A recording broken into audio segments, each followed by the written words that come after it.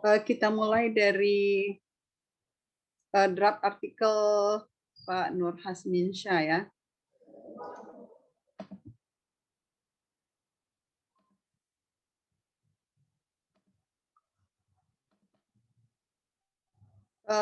Saya mau tampilkan screen-nya.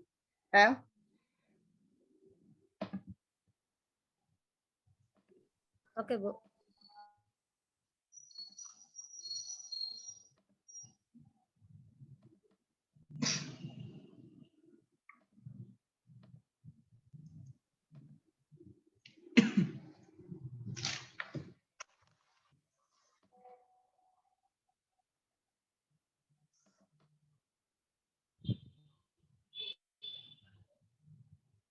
Kelihatan?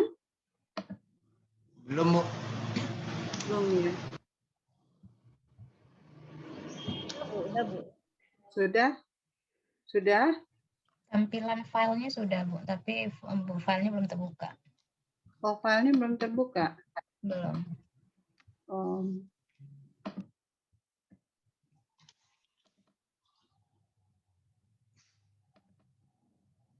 Oh, ini udah belum? Sudah, Bu.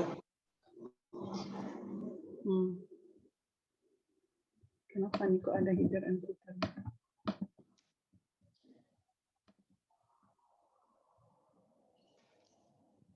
Bentar.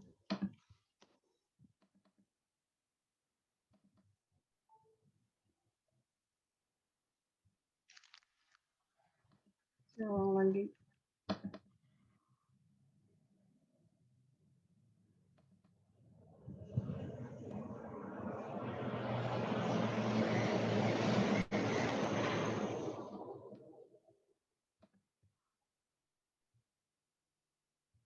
Sebentar ya, ini kayaknya ada header and footer-nya yang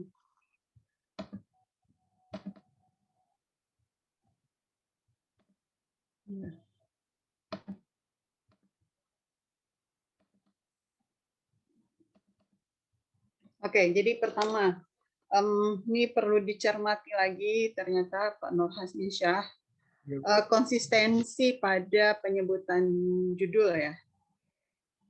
Pertama, persepsi sivitas sekolah ya dibuat di sini, tetapi nanti isinya ternyata madrasah, ya kan? Ya.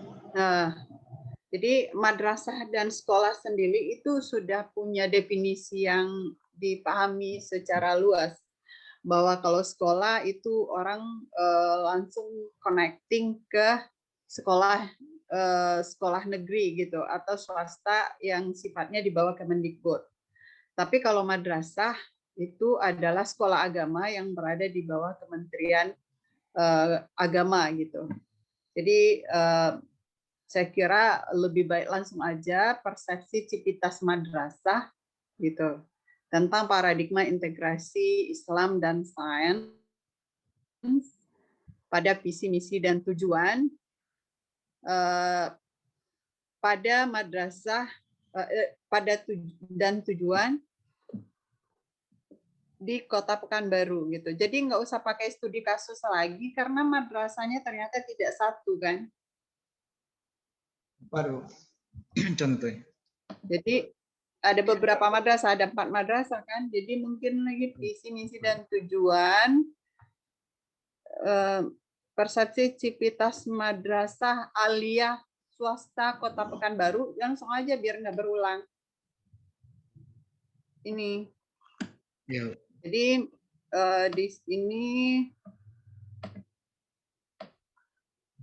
ini langsung aja dihilangkan misalnya itu kan.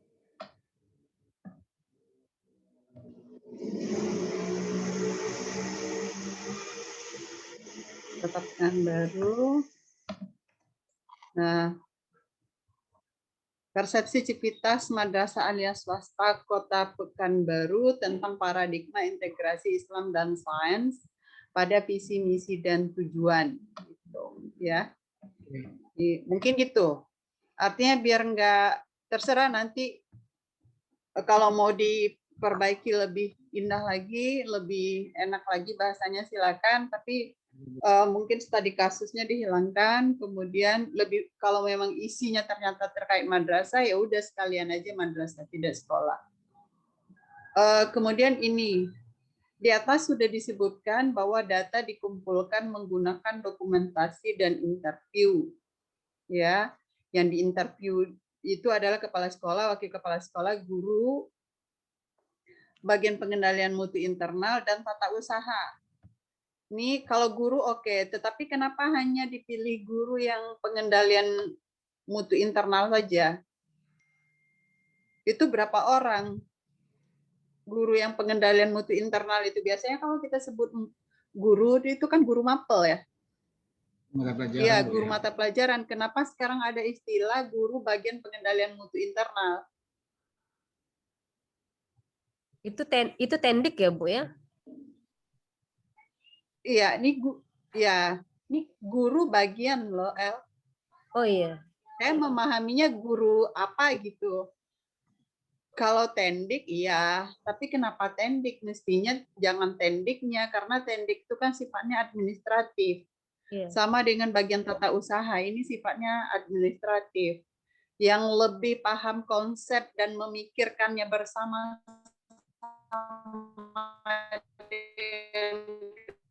kepala sekolah dan wakil kepala sekolah itu mestinya guru atau pegawai tendiknya gitu. Jadi ini mestinya ini guru, bahkan kalau bicara konteks integrasi sains dan Islam itu mesti ini guru yang mesti representatif artinya gini, kan konteksnya integrasi sains dan Islam, nanti ada yang guru sains bagaimana dia mengintegrasikannya dengan Islam. Kemudian juga kita perlu lihat guru agama, bagaimana dia mengintegrasikannya dengan sains atau sosial ilmu sosial humaniora. Gitu kan? Jadi mestinya gitu gurunya mestinya, bukan tendik. Oke. Dipahami Pak Nur Hasniansyah? Ya, Bu. Ya, oke. Kemudian berdasarkan hasil observasi, nah, padahal pengumpulan data menggunakan interview dan dokumentasi.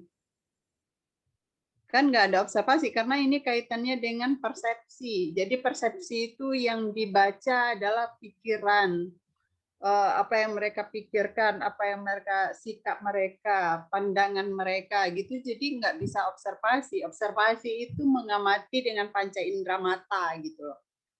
Ini kan nggak ada. Jadi ini juga mesti konsisten.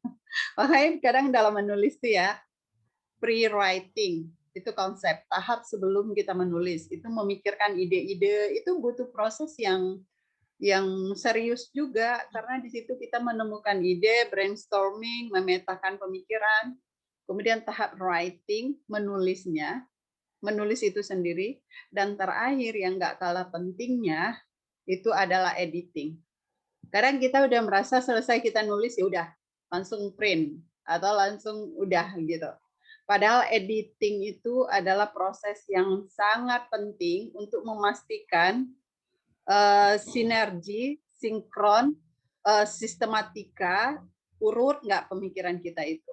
Terus tidak bertabrakan satu informasi dengan informasi lainnya. Jadi itu butuh waktu, butuh keseriusan, bahkan kadang nggak cukup sekali kita baca, mungkin sekali kita baca, kadang nggak ketemu semua gitu. Nanti setelah kita mengerjakan yang lain lagi, kita kembali lagi, itu kadang kita ketemu apa yang kurang. Nah ini sangat penting dalam kita menulis. Jadi observasi ini nggak ada, jadi berdasarkan temuan gitu, atau riset ini menemukan bahwa nah, ini kita tidak lagi berasumsi. Kalau kita bicara hasil itu kita tidak lagi asumsi. Asumsi itu pandangan dasar yang kita pegang sebelum kita meneliti.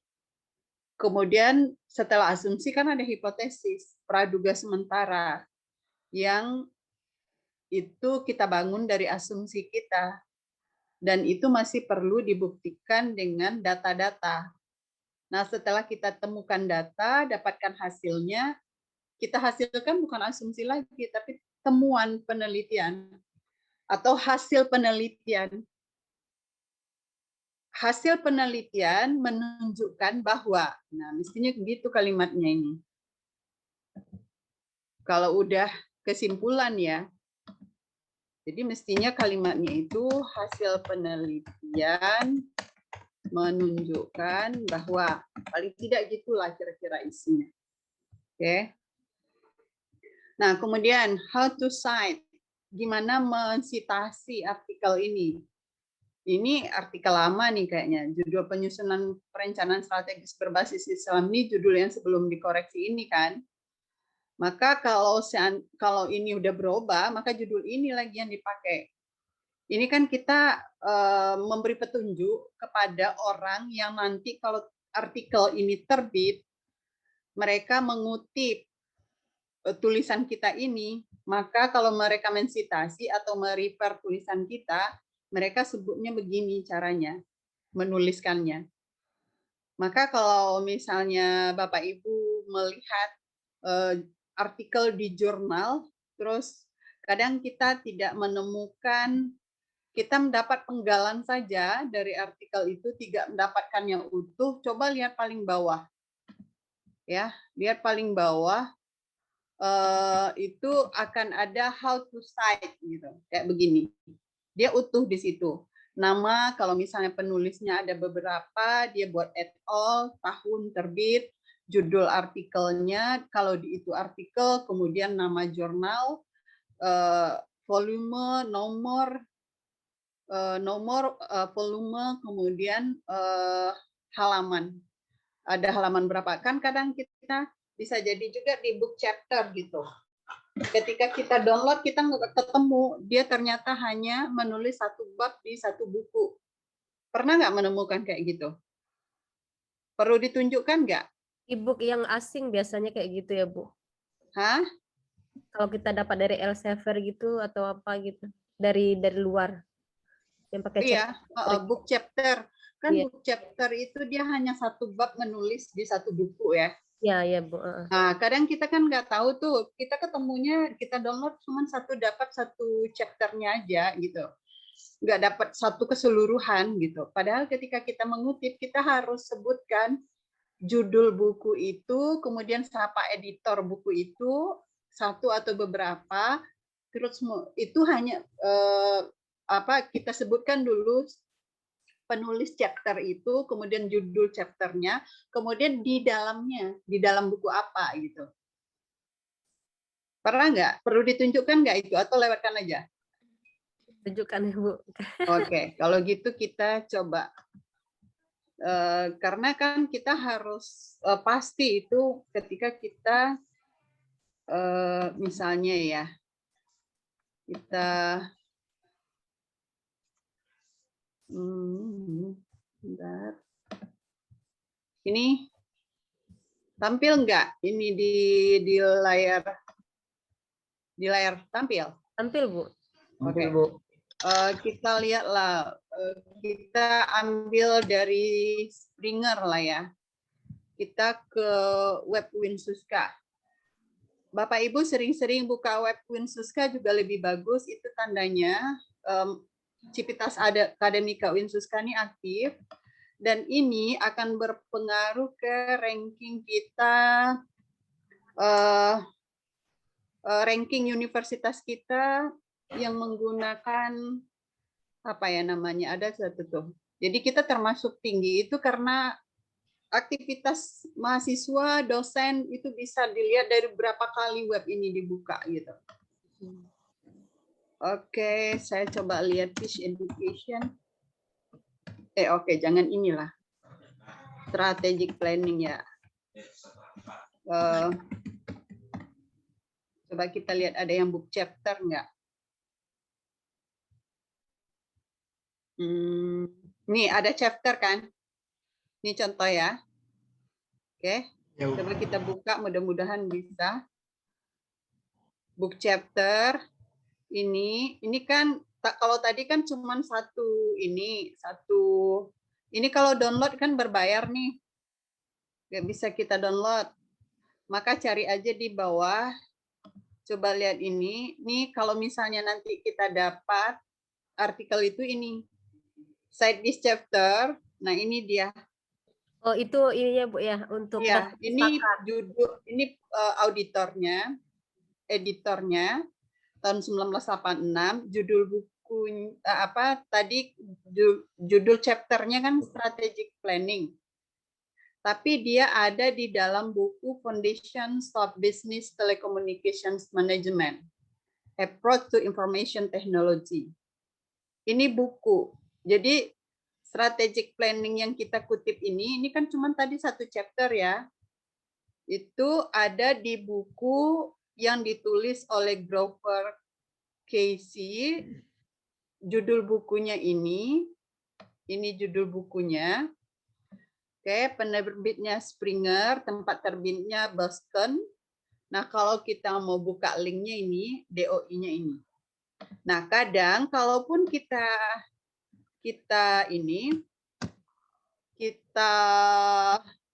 download ya, kita download pakai Sci-Hub, misalnya cukup DOI-nya aja kita copy paste ke sini. Kemudian, nah biasanya di ini nggak ketemu, jadi lebih ribet. Nggak, ini memang harus berbayar ini. Nggak ketemu, jadi itu kita alternatif lainnya. Alternatif lainnya apa ya? Nggak terjangkau oleh Sci-Hub. Oke. Jadi tapi intinya tadi kan kelihatan kan yang ini tadi men-cite itu tadi. Tapi biasanya kalau ini terjangkau oleh Sci-Hub itu di samping sininya bisa ada juga how to cite gitu. Tapi paling tidak di sini bisa lihat. Ini kan, tampil nggak ini?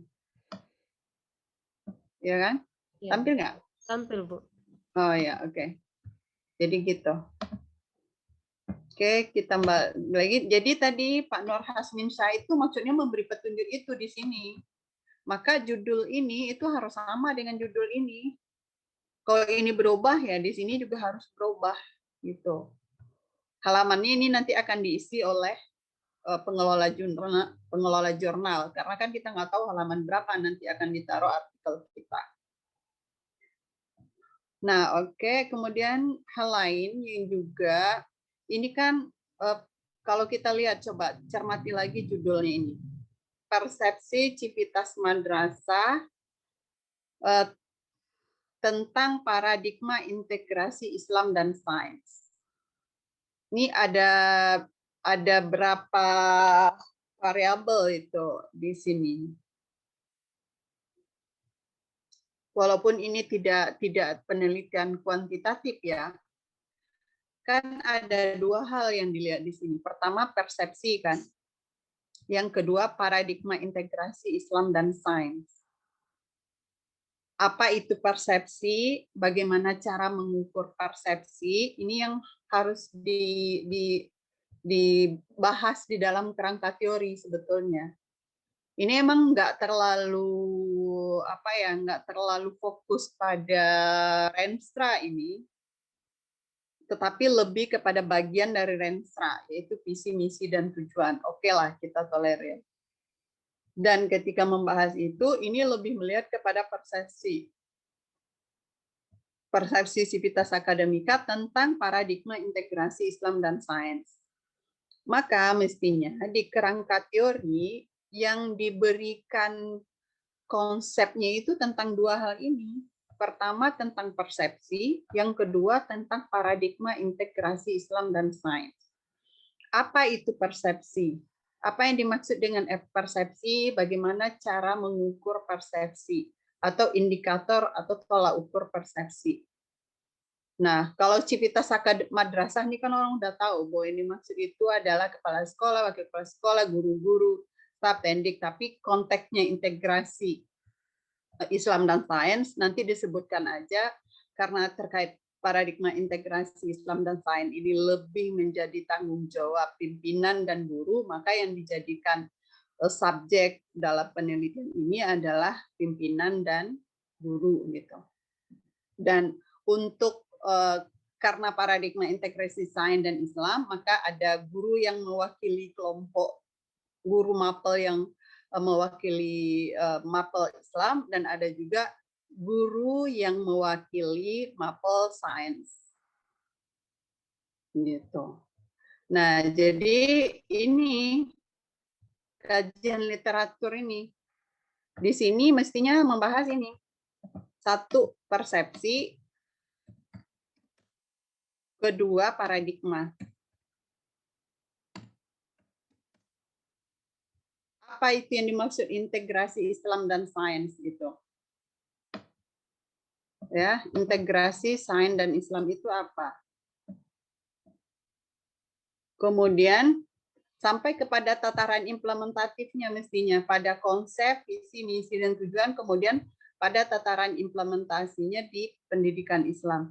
Gak usah panjang-panjang, dia pointer-pointernya aja, sama kayak gini. Ya kan, cara mengungkapkannya itu. Jadi diparapres pemikiran orang itu sehingga yang kita sampaikan itu singkat, padat. Jadi visi, misi, dan tujuan ini nggak perlu karena kan kita bicara ini. Justru nanti visi, misi, dan tujuan ini itu menjadi data. Bagaimana visi mereka, bagaimana misi yang mereka pikirkan, tujuan, bagaimana rumusan visi seharusnya misi dan tujuan lembaga pendidikan kalau kita berpegang pada kerangka teori integrasi sains dan Islam. Jadi ini justru nanti menjadi data ini, visi, misi, persepsi guru tentang ini. Bagaimana mengintegrasikan sains dan Islam di dalam visi, misi, dan tujuan madrasah gitu.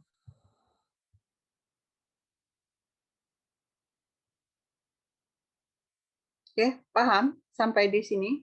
Atau ada yang bertanya?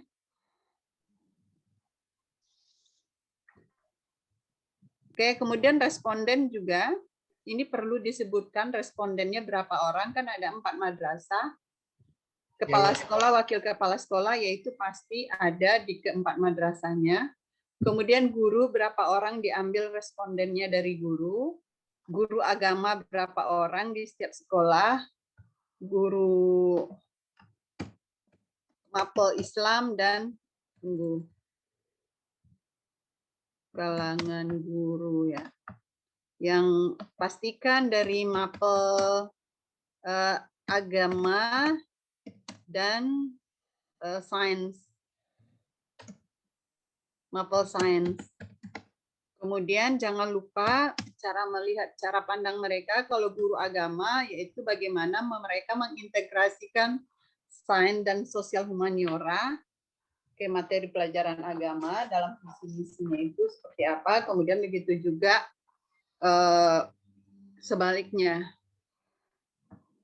guru sains dan sosial humaniora bagaimana mereka mengintegrasikan Islam ke dalam materi mereka misalnya, dan kira-kira di rumusan visi misinya gimana. Mapel kayak gitu. Ada pertanyaan, silakan.